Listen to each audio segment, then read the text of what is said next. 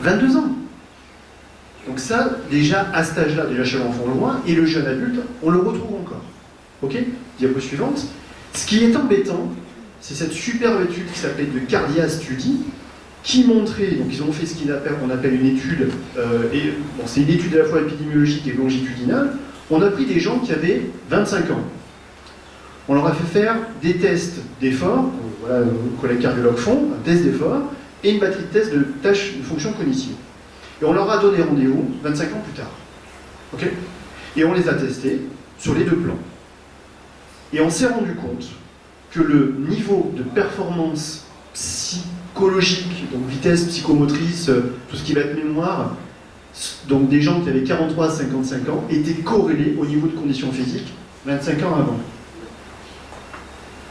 Donc c'est dramatique ce qu'on est en train de vous dire depuis tout à l'heure. Le niveau de conditions physiques de nos gamins diminue. On a perdu 34-35% depuis les années 70. Et ça veut dire que ces gamins qu'on retrouve en face de nous, qui vont, s'il n'y a pas une trajectoire différente, qui continuent sur la trajectoire actuelle, sur le cerveau, qu'est-ce qui va se passer? On va avoir des Alzheimer à 40 ans? On va avoir des... C'est ça ce que tu retrouvais sur d'autres éléments, métaboliques ou cardiovasculaires. Donc ça, c'est quand même quelque chose de relativement important. Donc un argument supplémentaire pour dire, encourager aussi les jeunes à bouger. Là, vous allez me dire, mais moi, par exemple, je suis sédentaire, j'ai 55 ans, ça veut dire que c'est trop tard? On va en parler. Diapo suivante. Au-delà de 50 ans, on voit bien que les travaux indiquent qu'il existe des preuves que l'activité physique modérée à vigoureuse, en termes d'intensité, à long terme, vont avoir un effet bénéfique sur les fonctions cognitives chez l'adulte de plus de 50 ans aussi.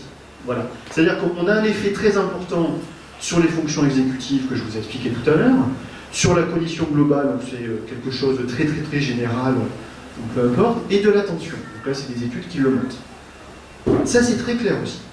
Donc, même si vous faisiez l'activité, vous étiez sédentaire aujourd'hui, vous commenciez un programme, vous aurez aussi un bénéfice à ce niveau.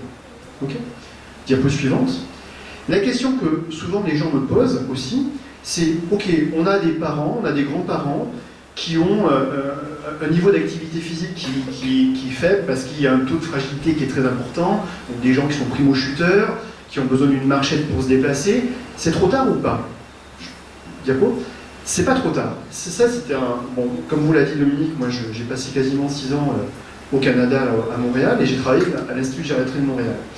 Et donc ce collègue-là, la neuropsy, Francis Langlois, il a recruté des gens de plus de 80 ans qui se déplaçaient avec des marchettes déambulateurs. Avec des déambulateurs. Ils les ont fait venir. Ils leur ont fait faire des exercices physiques adaptés.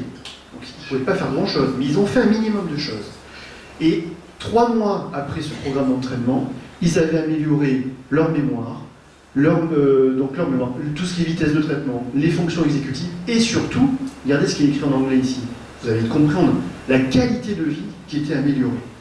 Donc même si vous avez en face, on est tous entourés de personnes âgées qui vont être dites fragiles, ces gens-là, on peut encore leur proposer une activité physique et le bénéfice existe encore. Ok ? Diapo suivante. Le degré d'évidence, là où le degré d'évidence est encore très important, c'est que l'activité physique va pouvoir lutter contre les maladies neurodégénératives type Alzheimer. Donc il existe de nombreuses études avec des grandes cohortes de personnes, donc ce qu'on appelle des études longitudinales, où on vous teste aujourd'hui, on vous donne rendez-vous plusieurs années plus tard. Sur cette première étude, donc sur un suivi de 12 ans, avec plus de 30 000 participants, on s'est rendu compte que ceux qui avaient une plus grande quantité d'activité physique étaient associés à 38% de moins de risque d'un déclin cognitif. Okay, et là, que la plus grande quantité d'activité physique que ces gens pouvaient avoir, ceux qui avaient une plus grande quantité d'activité physique, étaient associés à une réduction de 40% du risque de développer Alzheimer. C'est clair. Diapo suivante. Et je ne vous présente pas une étude où il y en a 10 sujets. Là, on est sur du 30 000, 40 000, 100 000 personnes testées. Donc si je résume, voilà, le premier objectif dont je voulais vous parler, c'était ça. Si je fais une sorte de mosaïque de ce que l'on sait à l'heure actuelle, c'est que ce qui est en bleu, il y a des résultats qui sont très encourageants, qui peuvent être encore confirmés, mais qui montrent systématiquement un effet bénéfique de l'activité physique sur les fonctions cognitives et la réussite de nos enfants. Donc oui, c'est très clair que sur le jeune adolescent, l'adolescent, l'effet est ultra présent. C'est quelque chose qui fonctionne très bien. Et encore une fois, sur la réussite académique, la qualité de vie, le stress perçu, on en reparlera tout à l'heure. Que chez le jeune adulte, finalement, voilà, il faut continuer les recherches, mais il y a encore une fois que des résultats positifs et non négatifs. Et vous voyez qu'à partir de 50 ans, voire après, plus on vieillit, plus l'évidence est importante et plus on nous montre que l'activité physique régulière va être importante pour notre cerveau. Donc là, je vous ai mis, c'est des recommandations, même pas, ce ne sont même pas des recommandations, c'était un consensus international qui se sont regroupés pour dire, voilà, quel est le message qu'on fait passer et quelles sont les évidences entre activité physique et nos fonctions cognitives. Je veux que tu passes, s'il te plaît, la diapositive suivante. Alors, et finalement, vous allez me dire, mais vous n'avez pas parlé de pathologie, par exemple, là on parle que de la personne saine, entre guillemets, non atteinte de maladie chronique. Est-ce que, finalement, ce que vous êtes en train de nous raconter, j'ai une HTA, enfin j'ai une hypertension, je suis atteint d'un diabète de type 2, d'un diabète de type 1, j'ai fait un AVC, voilà. Est-ce qu'on retrouve cet effet positif de l'activité physique sur mon cerveau, malgré le fait que je sois atteint d'une maladie? Oui. Les choses sont claires sur cancer. Les gens qui sont atteints d'un cancer et qui font, il y a un effet positif. Maladie cardiovasculaire, type coronarien, insuffisance cardiaque, obésité et diabète de type 2. Donc même si, parce que votre trajectoire de vie vous a conduit, ou en tout cas a été associée à l'apparition de ce type de maladie-là, eh bien déjà l'activité physique va faire en sorte de réduire les symptômes et d'améliorer ses fonctions biologiques, et en plus de ça, votre cerveau va aussi profiter de votre activité physique. Donc ça c'est clair. Diapo suivante, s'il te plaît. La grande question qu'on me pose souvent après, c'est ok, très bien, vous êtes en train de me dire que l'activité physique est bonne pour la santé, on fait quoi? Est-ce qu'on fait de la marche? Est-ce qu'on fait de la course à pied? Est-ce qu'on fait du vélo? Est-ce qu'on fait de la natation? Ou est-ce qu'on part sur des pratiques type tai chi, yoga, danse? Est-ce qu'on fait de la musculation? Ou est-ce qu'on fait et de la musculation et du cardio? Est-ce que je fais un travail d'habileté motrice ou avec des sports collectifs, limite du tricot, ça fait partie des habiletés motrices? Est-ce que je fais de la double stimulation, c'est-à-dire que je fais de l'activité physique, mais aussi je vais stimuler mon cerveau en faisant mon croisé, des choses comme ça? Alors, l'histoire de la recherche dans ce domaine-là, c'était qu'on avait uniquement eu un focus sur l'entraînement cardiovasculaire. Parce que voilà, on pensait qu'effectivement, le fait de courir, le fait de marcher, on augmentait la circulation sanguine, c'était bon pour notre cerveau, parce que notre cerveau utilise ce sang, et que voilà. Donc, les recherches s'étaient d'abord concentrées sur le travail de type endurance et de type cardio. Et avaient un petit peu occulté, mais sans aucun dénigrement, avaient occulté les entraînements, musculation, entraînement, tout ce qui était danse et yoga, et tout le reste. Donc clairement, les évidences ont commencé par le travail cardio, il n'y a aucun problème avec ça, je peux vous confirmer que ça fonctionne très bien. Les premiers travaux ont montré que la marche, il suffirait de faire au moins une heure, les premiers travaux ont montré qu'une heure de marche, 3 fois semaine à intensité légère, 6 mois après, vos fonctions cognitives étaient améliorées. Donc chez des gens qui avaient plus de 70 ans. Ça a commencé comme ça, et puis après, il y a eu des travaux avec de l'entraînement, de course à pied, de vélo, de natation, et le tout fonctionne. Récemment, des travaux très sérieux ont montré que de l'entraînement type tai chi, yoga, danse, améliorait aussi ses fonctions cognitives si elles étaient pratiquées de manière régulière.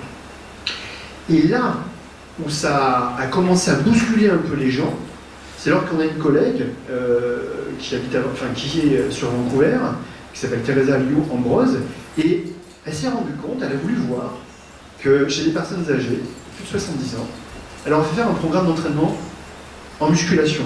En musculation, ça ne veut pas dire Schwarzenegger. Ça ne veut pas dire que je vais devenir comme ça, que je suis plus capable de manger tout seul. Non, ça veut juste dire je fais un travail de renforcement musculaire adapté. Un an après, ces gens-là, leur fonction cognitive était améliorée. Donc là, on se dit, est-ce que c'est normal, pas normal? On savait que c'était le cardio. Puis finalement, la stimulation de notre système neuromusculaire peut aussi aider cela. Voilà, donc derrière, beaucoup de chercheurs ont continué à travailler là-dessus, et on s'est même rendu compte, c'est assez intéressant, quand tu parlais de monter les marches, qu'il y avait une relation entre la force de nos membres inférieurs et nos fonctions cognitives. Les personnes, à partir de 50 ans, qui présentent un profil musculaire du bas du corps plus important, plus fort, sont ceux souvent qui ont des performances cognitives les plus efficaces. Donc là déjà, je vous confirme, à l'heure actuelle, il y a eu des travaux très intéressants qui ont essayé de comparer les deux fonctionnent. Vous m'entendez bien, musculation, ça ne veut pas dire Schwarzenegger, on est bien d'accord. Parce que souvent, les gens ont peur de ce terme-là. Je parle de renforcement musculaire, pour de vrai, qui est préconisé par l'OMS. On est bien d'accord. Okay. Et puis, n'oubliez pas que quand on vieillit, on a ce qu'on appelle un vieillissement, voilà, on a une diminution de fonctions cognitives, ce qui est totalement logique, il n'y a aucun problème. Et souvent, on parle de réserve cognitive. Et l'intérêt, c'est de la booster. Et on sait très bien que l'entraînement cognitif, de rester actif intellectuellement, de faire ses mots croisés, l'isolement social, n'en parlons pas, et que de faire ce type d'activité-là va encore booster l'effet d'activité physique seule. Donc vous voyez, c'est important de faire les deux et de booster les deux. Voilà. Sur la diapo suivante. Et finalement, bon, je me permets de présenter des travaux du labo, même si je ne suis pas co-auteur sur ce papier-là, mais ce sont que des gens que je connais très bien. Et le titre en anglais, je vais vous le traduire. Hein. Finalement, ce que je suis en train de vous dire, c'est que toutes les routes mènent à Rome. Hein, tous les chemins mènent à Rome. C'est-à-dire que là, il n'y a plus d'excuses ce soir. Hein. Là, il n'y a plus d'excuses. Hein. Quand on vous dit finalement que plusieurs types d'activités vous permettraient d'avoir une meilleure fonction cognitive et de réduire le risque d'être atteint d'une maladie neurodégénérative, mais qu'est-ce qu'il faut faire maintenant? Il faut choisir une activité qui vous plaît. Parce que finalement, toutes vont vous conduire à un effet bénéfique de l'activité physique. Alors, les mécanismes ne sont pas tout à fait les mêmes, biologiques, mais finalement, peu importe. Ce qui intéresse, c'est de manière clinique, qu'est-ce qui se passe? Et donc, vous avez une amélioration. Donc voilà, je trouve que ça, c'est très bien dit. Toutes les routes mènent à Rome pour augmenter nos fonctions cognitives lorsqu'on vieillit. Diapo suivante. Et, alors, bon, désolé, je peux passer, c'était quatre énormes méta-analyses. Alors, vous savez, dans la recherche scientifique, on va produire des articles. Et puis lorsqu'on a suffisamment d'articles et qu'on veut vraiment vérifier l'effet, on appelle ça des méta-analyses, c'est-à-dire des gens vont récupérer tous ces articles publiés avec certains critères, on repasse, donc au lieu d'avoir une étude avec 100 sujets ou 200 sujets, à la fin on se retrouve avec peut-être 100 000, 200 000 personnes, donc on repasse les stats à la moulinette, on vérifie l'effet. On appelle ça des méta-analyses. Donc les 4 cadres que je vous ai présentés, c'était 4 méta-analyses, donc on regroupe plus de 2 ou 3 millions de personnes, et qui confirme que toute forme d'entraînement, d'activité physique, conduit à une amélioration de vos fonctions cognitives. Donc c'est clair, c'est très très clair. Diapo suivante. Alors, la grande question, tout à l'heure, Stéphane l'a dit, et François l'a dit, et Dominique l'a dit. Souvent on me pose la question, à quelle intensité? Alors, moi je dis si vous êtes sédentaire, déjà commencez à vous lever, bougez. Néanmoins, la relation qui existe entre notre santé et l'intensité à laquelle on s'entraîne, il y a une relation qui existe. Le diagramme assez classique du Lancet, il y a quelques années, qui était publié il y a 10 ans, on voyait bien, regardez, si on regarde cette courbe-là, là c'est la durée de l'activité physique en minutes, et puis là, la réduction de la mortalité. Donc la courbe rouge vous montre que plus vous êtes actif en durée, et plus vous allez réduire le risque d'une mortalité précoce. C'est très bien, mais cette courbe-là, elle est modulée en fonction de l'intensité. Quand je fais un travail très léger, on retrouve toujours cet effet bénéfique. Hein. Et comme disait François, il y a plus de morts qui vient de la sédentarité que de faire de l'activité physique. Hein. Le bénéfice-risque, il est très clair. Hein. Donc même si c'est léger, vous aurez un bénéfice, mais on se rend compte que quand je fais un travail un peu plus intense de temps en temps, eh bien ce bénéfice il est d'autant plus important. Et ça, c'est, je ne peux pas faire plus récent, dans le British Journal 2020, eh bien, donc c'était chez les Scandinaves, les gens qui s'entraînent à plus haute intensité sont ceux qui ont un risque de mortalité plus faible que leurs homologues qui faisaient un groupe, pas d'entraînement, un entraînement modéré. Donc cette notion d'intensité, il faut la garder en tête. Ça ne veut pas dire que demain, si vous êtes sédentaire, vous devez faire du sprint à tout va ou faire n'importe quoi. Non. Allez voir un spécialiste, on vous expliquera comment faire, mais il y a quand même cette notion d'intensité qui est importante, diapo suivante. Et sur le cerveau, ce qui est assez perturbant, et ça ne fait que confirmer, c'est que dans des études épidémiologiques, Les personnes âgées qui ont fait de l'exercice à des intensités plus faibles sont ceux qui étaient susceptibles de développer une démence 10 ans plus tard par rapport à ceux qui faisaient de l'exercice à plus haute intensité. C'est clair. Donc, ne serait-ce que par la marche, celui qui va marcher plus doucement ou que l'autre personne spontanément va marcher à des vitesses plus rapides, vous risquez d'avoir un impact. Ok ? Diapo suivante. Et là, la grande question, donc vous l'avez compris, mes premiers amours sont la biologie, la physiologie, donc je peux vous faire un cours de bio, je vous rassure, mais j'aimerais quand même vous expliquer ce qui se passe dans votre cerveau avec des mots simples. Je suis en train de vous dire que c'est bon pour votre santé cognitive, de l'enfant de moins de 6 ans jusqu'à la personne de 90 ans, atteint ou non de maladies chroniques, c'est ce que je suis en train de vous dire, que toutes les formes d'entraînement peuvent amener à une amélioration, que si c'est adapté avec des bonnes intensités, on optimise encore plus l'entraînement. La question qu'on peut se poser, si on est curieux comme nos petits gamins qu'on a, on dit pourquoi Eh bien, on se rend compte qu'il va y avoir un changement dans votre structure cérébrale. Donc quand moi j'ai commencé mes études, c'était pas si il y a longtemps que ça. On me disait que mon cerveau, il se développait jusqu'à la croissance, jusqu'à 20 ans, et qu'à partir de 20 ans, tout neurone qui meurt, j'avais une atrophie cérébrale qui était irréversible. En neurosciences. On me disait ça. Vas-y, diapo suivante, s'il te plaît. Et vous êtes d'accord avec moi, si je vous fais un tout petit résumé de comment fonctionne votre cerveau, donc là c'est votre cerveau, hein, une coupe du cerveau, donc comme ça, dans ce sens-là. Et puis vous êtes d'accord avec moi que on dit souvent que la matière grise, hein, ce sont vos neurones, c'est fait comme ça, c'est un schéma, et ce sont ces neurones qui vont expliquer le fait que je me tienne debout, que je suis en train de discuter avec vous, qui fonctionnent un petit peu et qui régulent une grande, quasiment la majorité de notre physiologie. Et ces neurones, finalement, ils sont responsables de nos fonctions cognitives. Je veux bien que tu passes à la diapo suivante. Et ce que vous voyez là, en jaune, c'est ce qu'une personne de 60 ans va perdre, ou même à partir de 50 ans, va perdre en neurones. Boum. Donc sur la matière grise, les neurones, et sur d'autres structures plus profondes. Voilà ce qu'on perd. C'est comme ça. Mais, voilà ce qu'on gagne en faisant de l'activité physique. Yes. Tout n'est pas perdu. Cool. Donc, au-delà de tout ce que vous a raconté les deux docteurs précédents et Stéphane, sur la physiologie cardiovasculaire et métabolique, on est en train de se rendre compte que vous aurez aussi une plasticité qui va s'installer au niveau de votre cerveau. Moi, je préfère vieillir avec un plus gros cerveau qu'avec un cerveau rabougri. Diapo suivante. En plus de ça, donc oui, vas-y, s'il te plaît. Oui, alors bon, voilà. Vous avez des neurones en plus. Alors, juste gardez en tête, quand je vous mets un petit clin d'œil comme ça, avec un petit arrosoir, vous verrez pourquoi. Juste gardez-le en tête. On a des neurones en plus. Boum. Diapo suivante. Il y a un petit smiley avec un petit arrosoir.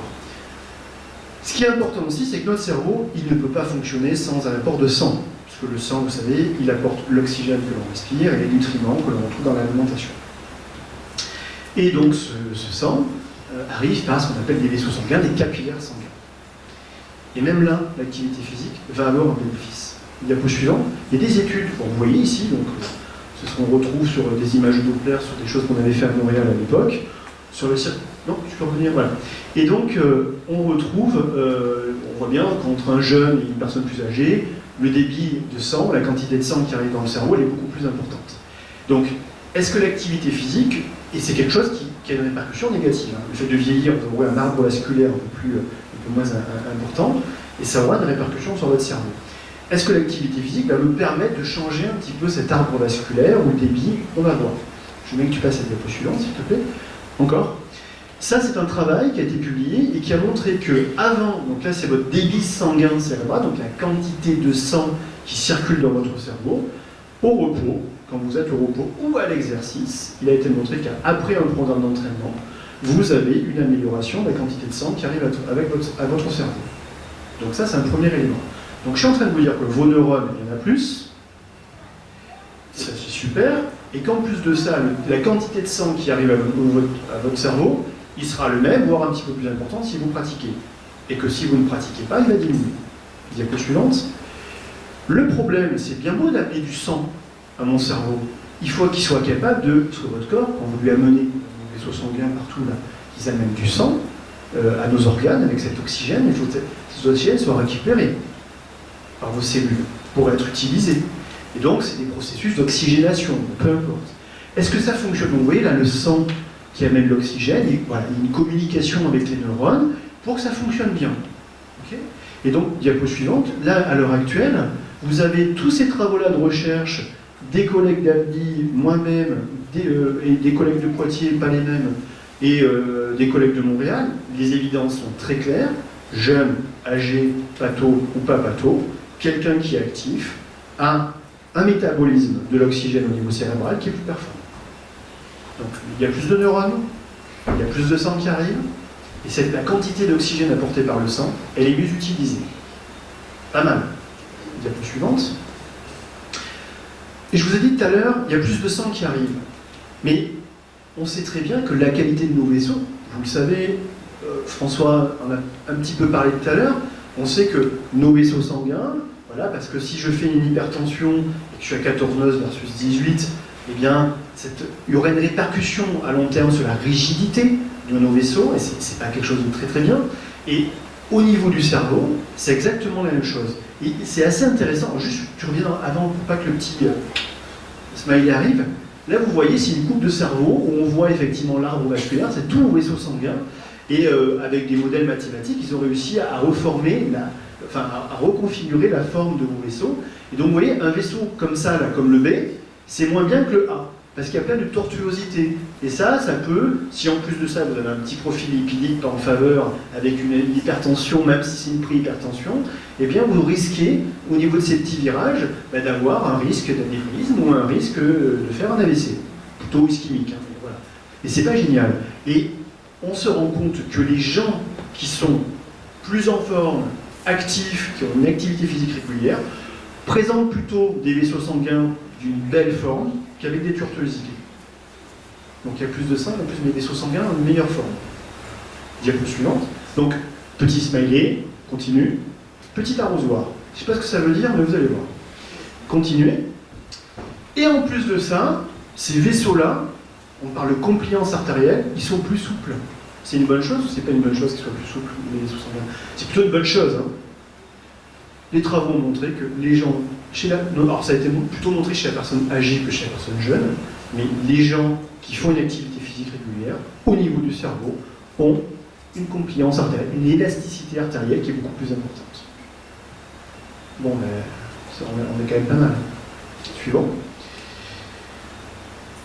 Dernier argumentaire avant que je vous libère et qu'on puisse discuter. À partir de quand ai-je ces effets de l'activité physique sur mes performances cognitives ou mes structures? Vas-y. Eh bien, je vais être très franc avec vous de suite. Tout à l'heure, avant de venir ici, je suis allé courir. Je suis allé courir, je suis rentré à 11h à l'hôtel. J'ai pas fait longtemps. Je suis parti 20 minutes à peine. 20 minutes parce que voilà, la conférence l'après-midi, ça me permettait de... Voilà.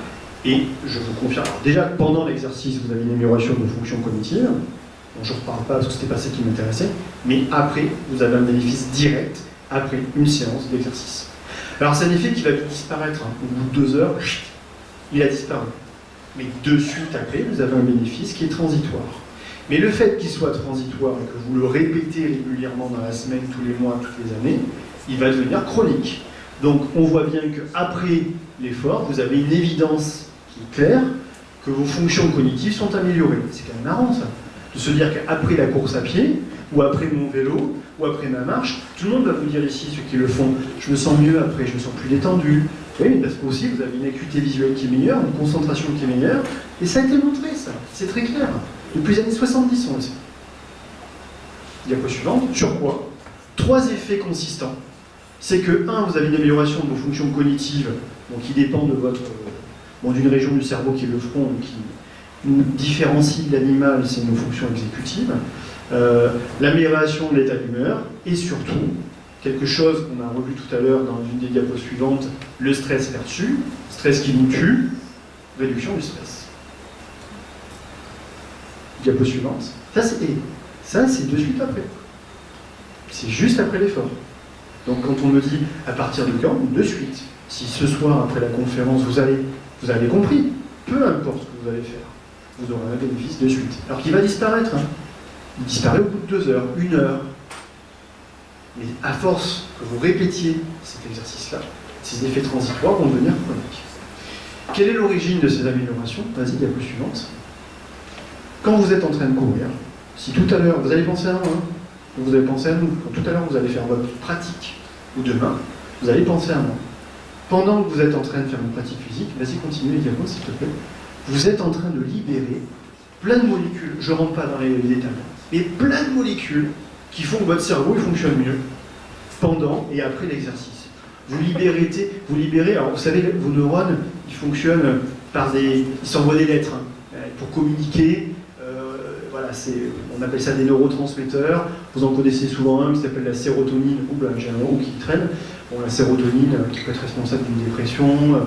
On libère des endorphines, quelque chose qui nous font qu'on se sente mieux. Bon, et on libère pas mal de choses qui vont être positives. Ok? Diapo suivante. Alors là, je suis en train de vous dire quoi? Si je résume, et puis là j'ai quasiment fini. De 6 à 90 ans, en plus, il y a un effet bénéfique de l'activité physique sur la santé. Vous savez ce qu'il faut faire comme type de pratique. Vous savez que l'intensité peut avoir un impact positif. Pourquoi j'ai ces effets bénéfiques? Comment ça se manifeste? Parce que j'ai un plus gros cerveau, qui est mieux irrigué. Et les tuyaux qui amènent le sang sont de meilleure qualité. Et on récupère mieux les nutriments qui sont dedans, et l'oxygène. Et ils sont plus élastiques. Et que ces effets, je les ai de suite. Mais qu'est-ce qui a expliqué, finalement, que le fait de courir régulièrement, nager, marcher, yoga, danse, me permet d'avoir ce plus gros cerveau et mieux irrigué? Mais pendant que vous êtes en train de courir, vous allez encore penser à moi, vas-y, vous êtes en train de libérer un engrais. C'est pour ça que j'ai mis un arrosoir. Quand vous voulez planter un arbre, vous mettez une graine, vous mettez et des fois on met de l'engrais et du terreau, et on arrose. Et quand vous êtes en train de courir, vous arrosez des choses. Vous libérez des molécules, vas-y, qui vont être des facteurs de croissance sur votre cerveau. Alors, peu importe le nom, hein, ce sont des familles de molécules que l'on libère pendant l'exercice, qui vont, créer de nouveaux vaisseaux sanguins, qui vont faire qu'ils sont de meilleure qualité, ou notre groupe de familles de molécules qui vont jouer sur la prolifération des neurones, pendant que vous êtes en train de le faire.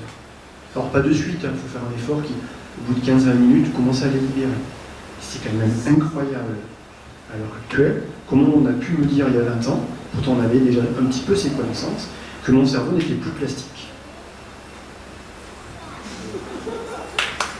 J'ai pas fini. J'ai presque fini. Alors, vas-y, excuse-moi, le suivant. Donc vous avez compris que les conséquences à long terme sur la santé, au-delà d'améliorer nos fonctions cognitives, c'est on connaît qu'il y a un effet anxiolytique, réduction des stress perçus, sensation de bien-être, qualité de vie, et antidépresseur. Ok? C'est clair ça, on le sait. Alors, bon, dans le cas de la dépression lourde et majeure, ça va modérer, mais ça ne peut pas tout enlever. L'effet anxiolytique, on retrouve un effet anxiolytique qui va être quasiment identique à court terme. Bon, sur la réduction de stress perçu, vous avez compris que vous libérez des hormones du bonheur, et ça fait que voilà, vous êtes mieux. Et puis au long terme, bien-être et sensation. Et puis, voilà, on m'a dit de terminer à 16h30, c'est très bien. Bon, là c'est un résumé. Vas-y, diapo suivante. Donc si je résume, si vous partez, en anglais on dit take home message, ça veut dire que vous partez à la maison avec un message, c'est que la pratique d'une activité physique régulière multivariée, pas d'excuse, hein, au moins 3 fois semaine, pendant toute la durée de son enfance, semble être optimale pour assurer le meilleur développement des fonctions cognitives de nos gamins. Les habitudes de vie doivent être préalables à la vie professionnelle, leur poursuite permettra de mieux tolérer les contraintes de la vie active. Vous êtes d'accord avec moi? Et qu'au long cours, ces habitudes sportives, d'activité physique, permettront le maintien de votre santé mentale et vous protégeront contre les effets néfastes du vieillissement. Suivante. Quelle belle image! Première page d'un journal qui s'appelle Nature. Activité est la meilleure des médecines. Le couple, danse, activité physique. Un petit verre de vin rouge, ils ont voulu par là la diète méditerranéenne. Monsieur fait un entraînement cognitif. Et là, ils sont 2, isolement social, qu'on évite. Là, vous avez au moins 4 des facteurs qui sont positifs pour la santé. Diapo suivante. Encore. Qu'est-ce qu'on prend en France? Vous savez ce qu'on prend comme médicament, majoritairement? Les données de 2006, on était les premiers en Europe. On prend quoi? Contre le cholestérol, contre la pression artérielle, contre la dépression et les tranquillisants. Après tout ce qu'on vous a raconté, bien sûr qu'il faut prendre le médicament quand on vous dit de prendre le médicament, mais il va avoir une action ciblée. Diapo suivante. J'ai fini.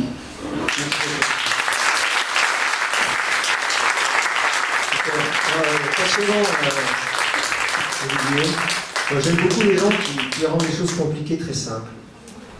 Et vraiment, c'était très intéressant. C'est quelque chose, comme tu dis, pas nouveau, mais très peu connu. Est-ce que tu peux parler juste une petite minute de la corrélation activité physique études, parce que tu sais bien que c'est une grande problématique en France, ça. Quand tu fais des études pour faire de sport, on a prouvé que c'était tout à fait le contraire. Il faut faire, mais tu peux juste un tout petit. Non, mais en parler. Il faut juste rassurer les parents. Je ne dis pas qu'il ne faut pas étudier. Le premier facteur de réussite scolaire, c'est pas le temps passé aux études. On est d'accord. Celui qui n'étudie pas n'apprend pas. Sauf que quand vous avez des enfants en face de vous donc, qui passent un certain temps à étudier et qui passent 3 à 4 heures de temps sur le smartphone, ben, le temps qu'ils passeraient à faire une pratique physique, le temps d'étude, il serait peut-être même plus court parce qu'il serait plus efficace dans la mémorisation, dans la concentration et dans leur processus de mémoire. Et ce qui est intéressant, et ça c'est un autre champ qui n'est pas le mien, de la psychologie sociale et motivationnelle, des gamins qui font de l'activité physique régulière, ils s'engagent d'autant plus dans la révision de leurs devoirs. C'est beaucoup moins pénible pour eux. Et en plus de ça, comme ça joue sur le stress perçu, ou l'anxiété ou la qualité de vie, un gamin qui est stressé pour apprendre, bah, il va être en échec. Alors que si, parce qu'il pratique, il libère ce stress, donc tout est fait pour que. Donc il n'y a aucun danger à faire de la pratique physique, surtout pour la réussite scolaire, c'est bien même le contraire. Parfait. Bon, on va prendre un petit quart d'heure éventuellement pour des questions dans la salle, parce que nos intervenants doivent rentrer sur Paris. Un petit quart d'heure. Si vous avez des questions, n'hésitez pas. Il y a beaucoup de choses qui nous ont été dites. Enfin, moi, je trouve ça me passionne, tout ça, je trouve ça génial, mais voilà, n'hésitez pas. Vous êtes tellement silencieux que ça veut dire que vous êtes tous. Bon, vous n'êtes pas obligés, hein, à la fois. Donc, s'il n'y a pas d'autres questions, si, Steph. Mon expérience, je suis parent de 2 adolescents de 18 ans, enfin de bientôt 18 ans et bientôt 21 ans. Et c'est vrai que moi, je suis quelqu'un de sportif depuis toujours, qui essaie d'avoir une vie saine, mais je me rends compte que c'est pas forcément évident que ces adolescents vivent ce sport et puis puissent bénéficier de tout ce qu'on vient de découvrir. Donc voilà, c'est quand même pas si simple, c'est quand même compliqué. La société, ce à quoi ils ont accès au travers aujourd'hui de ce monde numérique, qui est à la fois une chance et aussi quelque chose qui complique énormément de choses par rapport à tout ce que vous venez d'expliquer. Donc voilà, c'est pas simple pour les parents qui essayent de répondre à tout ce que vous venez de présenter et puis malheureusement qui ont la sensation de ne pas réussir. Il ne faut pas culpabiliser déjà, mais c'est pas sociétal, c'est sûr. Mais l'exemplarité, comme disait fort justement, enfin, vas-y. Non, je crois que vous avez entièrement raison. J'ai jamais dit que c'était simple. Moi, j'ai eu 3 gamins, j'ai 7 petits-enfants. Rien n'a été simple. Il y a des gamins qui ont fait de l'activité physique beaucoup. J'en ai qui n'en ont pas fait. Alors que j'en fais, mon épouse en fait, qu'on a une vie. Mais ça, c'est pas grave. Notre problème à nous, si vous voulez, c'est que j'ai l'impression qu'on ne prend pas le problème à sa juste mesure. Alors quand je dis on, c'est la société, c'est l'ensemble.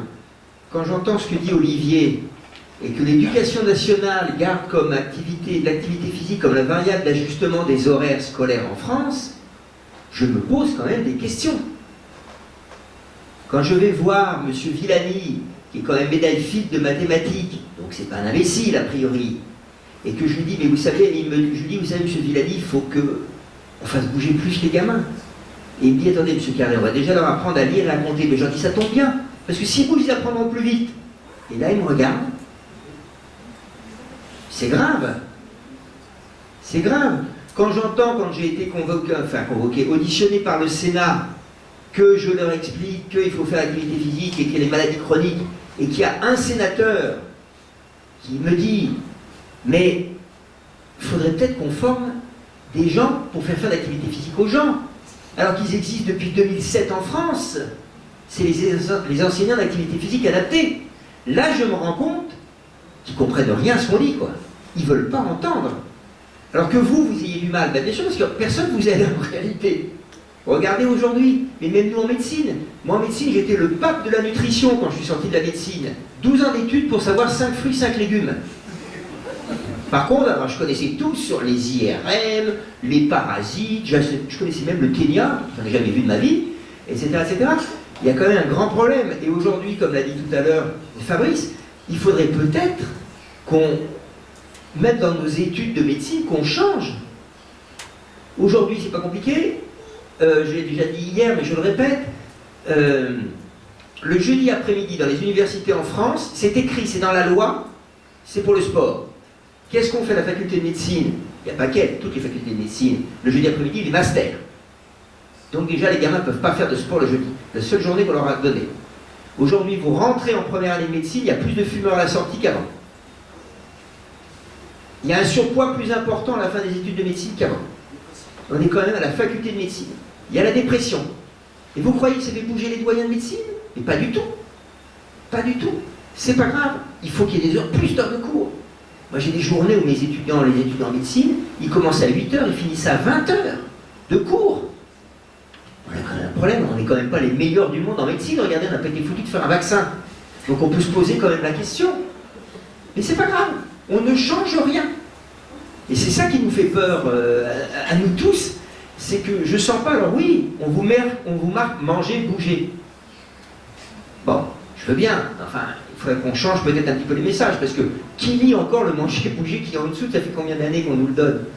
Non mais il faut qu'on dise, il faut arrêter. Et j'entends votre... c'est exactement ce qu'a dit tout à l'heure Stéphane. Vous avez pour le tabac, vous n'arrivez pas à arrêter de fumer, vous avez un appel. Est-ce qu'il y a un appel pour ce que vous vous trouvez face à un surpoids et que ou votre enfant est en surpoids, vous avez quelqu'un à appeler? Non, pas du tout. Vous avez des enfants qui sont vraiment pris par le problème de l'inactivité, de la physique, de la sédentarité. Vous ne savez pas comment vous en sortir, ce que je comprends. Ben, il n'y a personne pour vous aider. Donc ça veut dire qu'on n'a pas compris que ce risque est essentiel. Alors après, c'est pas facile. Oui, je sais bien que c'est pas facile, mais moi je retiens, parce que je vous dis, je suis un éternel optimiste, parce que je me suis posé la même question que vous quand vous avez votre âge, et j'ai un copain qui était pédopsychiatre, il m'a dit, t'inquiète pas, ton exemple servira un jour. C'est-à-dire que ce que vous avez montré, vos gamins pour l'instant ne le font peut-être pas, mais il y a de fortes chances qu'à 20 ans ou à 25 ans, ils se disent quand même, là je dois changer. Donc il ne faut surtout pas, même si on n'y arrive pas tout de suite, ne rien lâcher. En tant que parent, enfin moi en tout cas c'est ce que j'ai essayé de faire, mais j'ai pas tout réussi, hein, je vous rassure, hein, donc j'en suis pleinement conscient. Ce que tu dis est très très juste. Il en reste toujours quelque chose et ça revient toujours à un moment ou à un autre. Il ne faut jamais lâcher. Non mais Steph, il ne faut pas culpabiliser. Hein.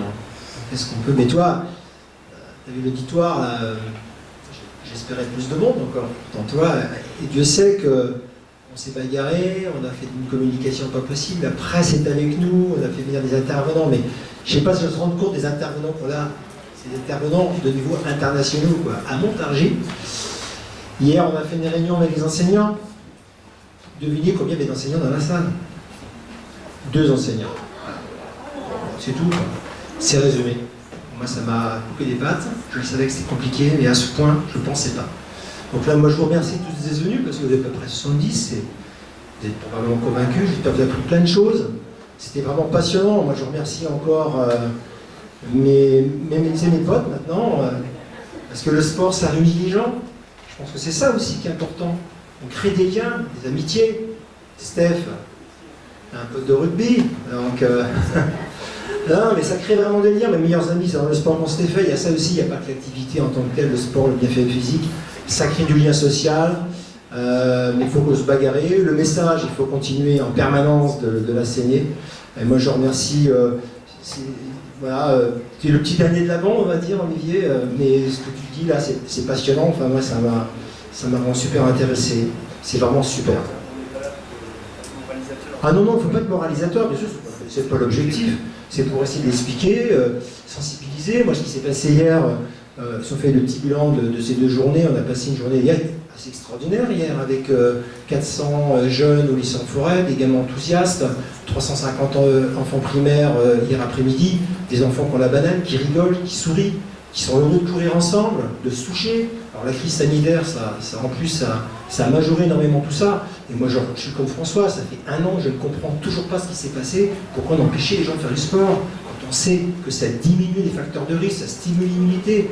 La sédentarité, c'est le premier cas, c'est la première cause de Covid grave, quoi. Voilà, donc on nous a limité, les discours malheureusement publics vont pas dans notre sens, mais on va y arriver. Et, je suis admiratif devant quelqu'un comme François qui se bat depuis quelques décennies. Je suis police, tu parles de mon âge. Non.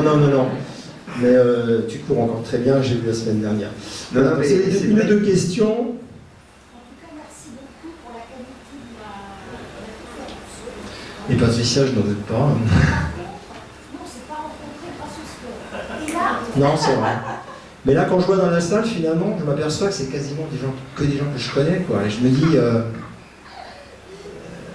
qu'est-ce qui s'est passé pour qu'il y ait plus de monde si j'avais pas rencontré des gens, j'ai même vu des gens. J'ai vu ce monsieur hier en terrasse, il est là aujourd'hui.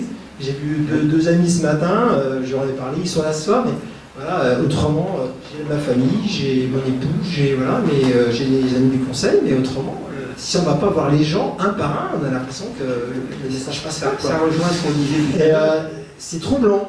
C'est quand même troublant parce qu'il y a une campagne de presse, on a eu France 3 qui a fait deux interventions hier, nos journaux locaux qui ont été extraordinaires. Là, je tiens à les remercier franchement. Dominique, ça rejoint ce qu'on dit. 72% des Européens ne savent pas que c'est dangereux. Donc quand les gens le lisent, ils ne viennent pas. Je suis sûr que tu aurais parlé de la pollution. Il y aurait beaucoup plus de monde. Tu parles des pesticides ou des ondes électromagnétiques, il y a beaucoup plus de monde. Enfin, en tout cas, on a passé 2 journées extra. J'espère qu'on renouvellera. Je voudrais remercier aussi quelques personnes, 2 personnes surtout. Ils s'appellent Boris Duchemin et Damien Lubac, qui ont fait un boulot remarquable. Boris qui travaille à la mairie, directeur des sports, et Damien qui est responsable sport au niveau de l'agglo, ont fait un travail extraordinaire, parce que je peux certifier que c'était très compliqué de mettre en place certaines choses, en particulier hier après-midi. Donc je vous remercie vraiment pour tout ce que vous avez fait. Et puis moi j'ai passé 2 journées super, un peu tendues, un peu stressées, mais vraiment c'était génial. Et une nouvelle fois, à chaque fois je rencontre des gens nouveaux qui me touchent et qui me motivent. Et le dernier en date, c'est Olivier, vraiment une belle rencontre aussi. Voilà, j'espère qu'on continuera de travailler ensemble et qu'on continuera de promouvoir cette belle cause. Et n'oubliez pas que rien ne serait fait sans Dominique, quand même, parce que... Dominique, Adrien, Boris, le trio infernal, je vais les appeler maintenant.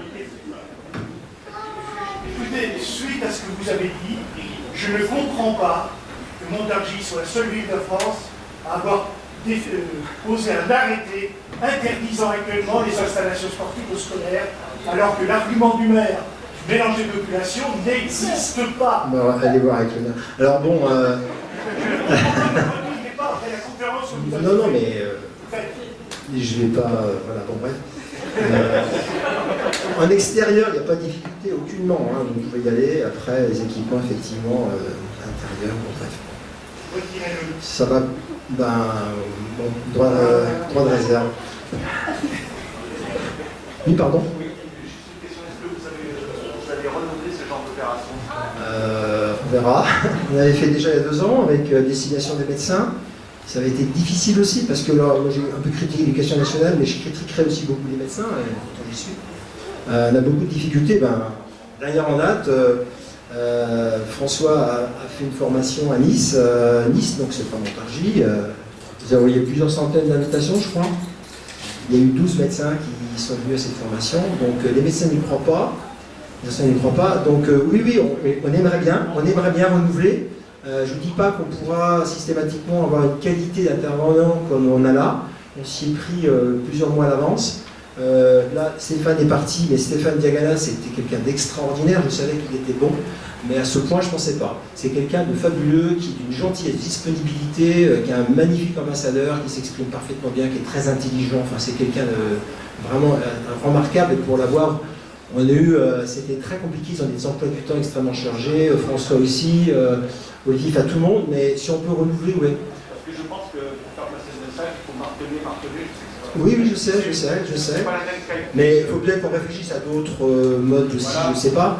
Parce que des week-ends comme ça, ces 2 jours, c'est quand même un investissement très important. Là, je parle même pas de la... Alors, quelque chose de très important aussi à vous dire, ces personnes que vous voyez là sont venues gratuitement. Et ça, c'est pareil. Je tiens à le préciser.